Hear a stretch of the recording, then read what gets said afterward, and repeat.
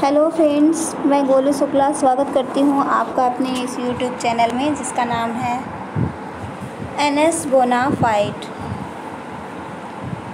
Friends, जैसा कि आप सबको पता है,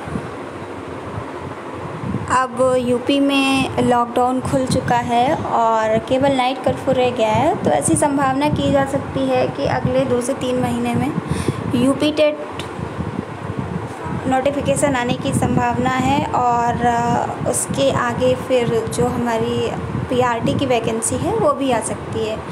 तो इसी बात को ध्यान में रखते हुए मैंने एक सीरीज़ शुरू की है जिससे कि हम अच्छे मार्क्स गेन कर सकें एग्ज़ाम में और अपनी एक सीट पक्की कर सकें। तो आशा करती हूँ कि इस सीरीज़ में मुझे आपका साथ मिलेगा। मुझे आपके साथ की बहुत ज़्यादा आवश्यकता है, तभी मैं इस सीरीज़ को आगे बढ़ा पाऊँगी। आपसे रिक्वेस्ट है कि आप मेरा वीडियो पूरा देखिएगा। अगर आपको मेरा ये वीडियो पसंद आता है तो इसे प्लीज़ लाइक करिएगा और मेरे चैनल को सब्सक्राइब करके बेल आइकन दबाना मत भूलिएगा।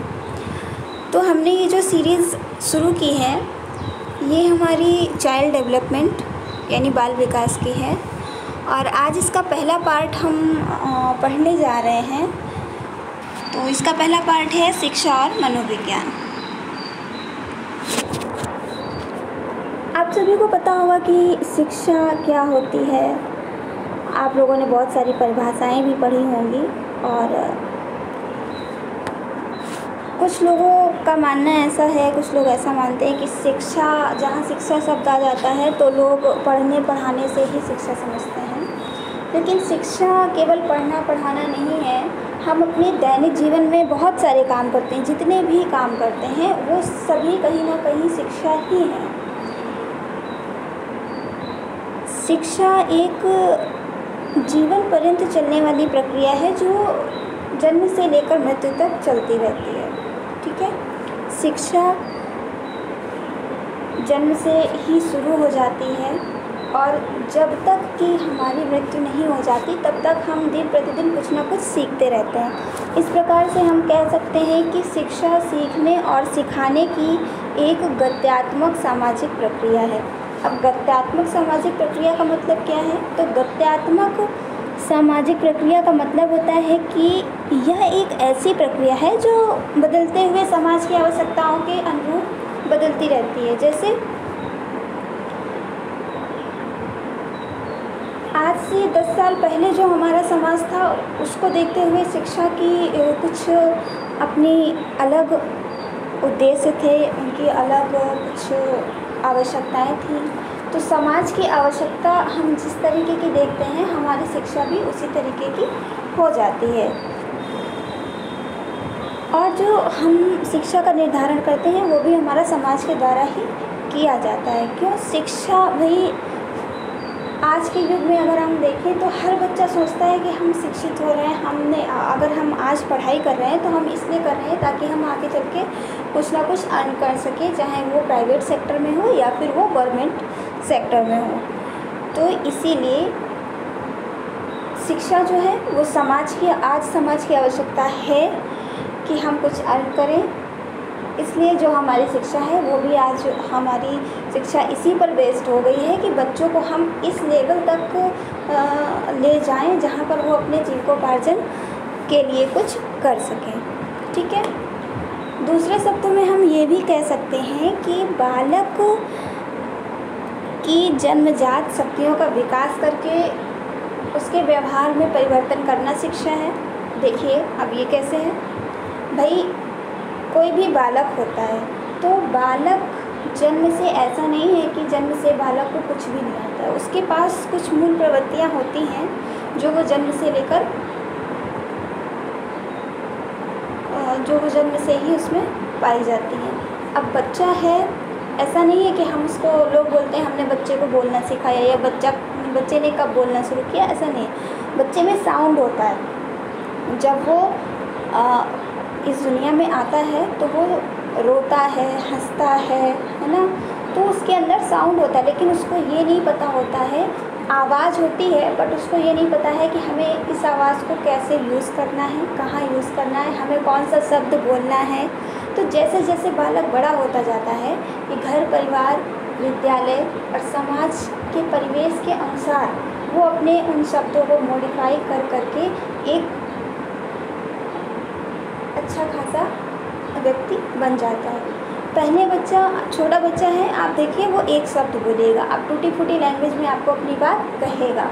तो उसको ऐसा नहीं कि उसको बोलना नहीं आता, लेकिन वो प्रॉपर अपने बात को एक सेंटेंस में नहीं कर पाता है। लेकिन जब हम उसको बताते हैं कि आपको ये ऐसे बोलना है, तो ये जो हमने बताया कि आपको ये सेंटेंस ऐसे बोलना है, आपको अपने से बड़ों के लिए तुम शब्द का यूज़ नहीं करना है, आप उन्हें आप कहोगे। तो ये चीज़ें जो हैं, ये हम क्या कर रहे हैं कि उस बालक की जन्मजात शक्तियों का विकास कर रहे हैं। और जब हम बालक की जन्मजात शक्तियों का विकास कर देते हैं तो क्या होता है कि उसके व्यवहार में परिवर्तन हो जाता है। पहले बच्चा जिस अपने से बड़ों को तुम कह के बुलाता था, लेकिन जब हमने उसको बताया कि बेटा आपको तुम नहीं आप बोलना है, तो वो उन्हें आप बोलने लगा। तो जब वो आप बोलेगा तो उसके व्यवहार में अपने आप परिवर्तन हो जाएगा। तो शिक्षा क्या है, इसके मेन 2 पॉइंट हैं। शिक्षा सीखने और सिखाने की एक गत्यात्मक सामाजिक प्रक्रिया है, और दूसरा है कि शिक्षा बालक की जन्मजात शक्तियों का विकास करके उसके व्यवहार में परिवर्तन करने की भी एक प्रक्रिया है। और शिक्षा जीवन पर्यंत चलती है। हम अपने दैनिक जीवन में प्रतिदिन कुछ ना कुछ सीखते और सिखाते रहते हैं। अब आता है शिक्षा का उद्देश्य। शिक्षा का उद्देश्य क्या होता है?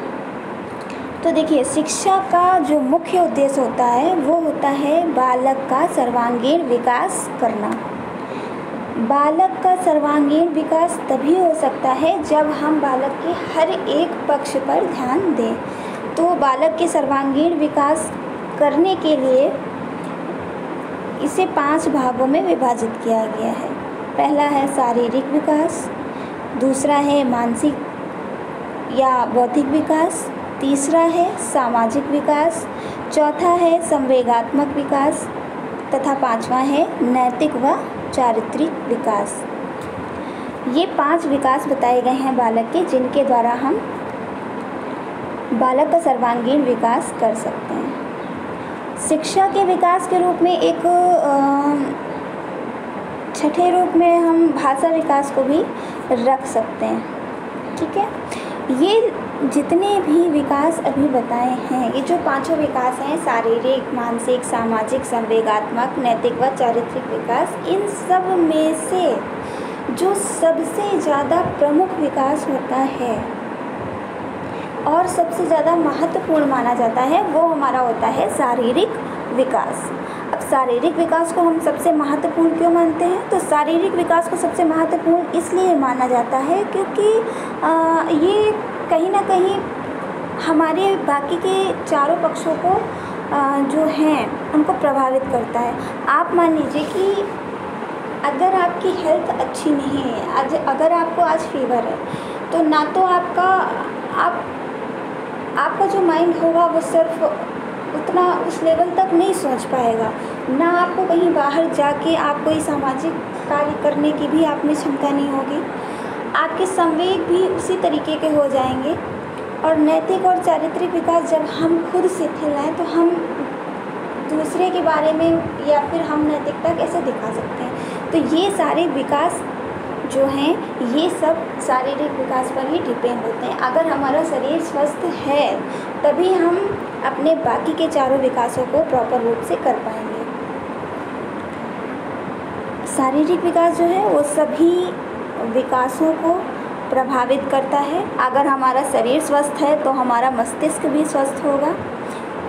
जैसा कि आप लोगों ने परिभाषा सुनी होगी कि स्वस्थ शरीर में स्वस्थ मस्तिष्क का निवास होता है।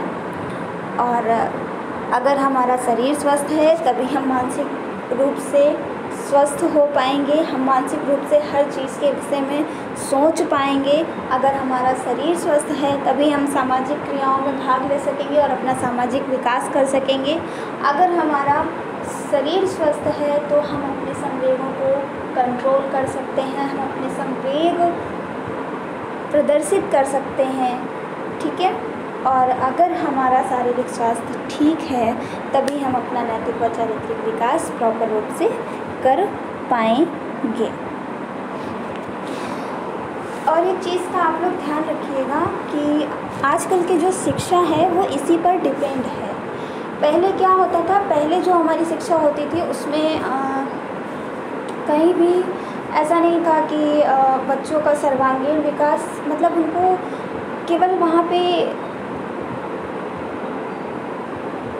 बच्चों को पढ़ने लिखने कक्षा यही सारी चीज़ों से जोड़कर रखा जाता था। लेकिन आज का जो हमारा पाठ्यक्रम है उसमें शैक्षिक गतिविधियों के साथ साथ सह शैक्षिक गतिविधियों को भी शामिल किया गया है। ये इसी वजह से किया गया है कि बालक का सर्वांगीण विकास हो सके। जब बच्चा सह शैक्षिक गतिविधियों में शामिल होता है तो उसके शरीर के साथ साथ मानसिक, सामाजिक, संवेगात्मक और नैतिक और चारित्रिक सभी विकास प्रॉपर रूप से हो पाते हैं। तो चलिए अब हम आगे का देखते हैं। आगे है मनोविज्ञान। मनोविज्ञान क्या होता है? मनोविज्ञान, प्राचीन समय में मनोविज्ञान को आत्मा का विज्ञान माना जाता था, फिर उसके बाद इसे मन का विज्ञान माना गया, फिर इसको चेतना का विज्ञान माना गया। लेकिन वर्तमान समय में हम मनोविज्ञान को व्यवहार का विज्ञान मानते हैं। व्यवहार का विज्ञान मानते हैं तो व्यवहार का विज्ञान क्यों मानते हैं? व्यवहार का विज्ञान मानते हैं मतलब कि मनोविज्ञान के द्वारा हम क्या करते हैं कि बालक के मस्तिष्क का वैज्ञानिक विधि के द्वारा अध्ययन करते हैं और हम पता लगाते हैं कि बालक का व्यवहार कैसा है।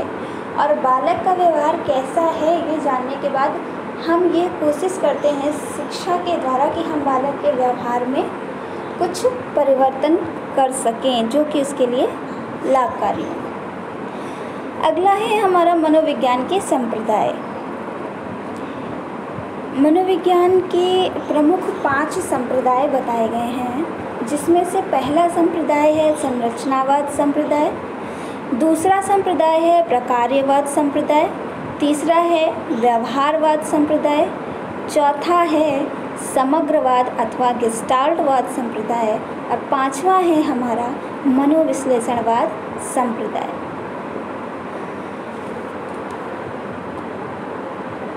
तो फ्रेंड्स, हम अपना आज का वीडियो यहीं पर समाप्त करते हैं और अपने कल के वीडियो में हम मनोविज्ञान के संप्रदाय के बारे में डिटेल से जानकारी प्राप्त करेंगे। आशा करती हूँ फ्रेंड्स कि आपको मेरा ये वीडियो अच्छा लगा होगा और अगर मेरा वीडियो आपको पसंद आया है तो प्लीज़ मेरे वीडियो को लाइक करिए और मेरे चैनल NS Bonafide को सब्सक्राइब करके बेल आइकन दबाना मत भूलिएगा। Bye bye, take care.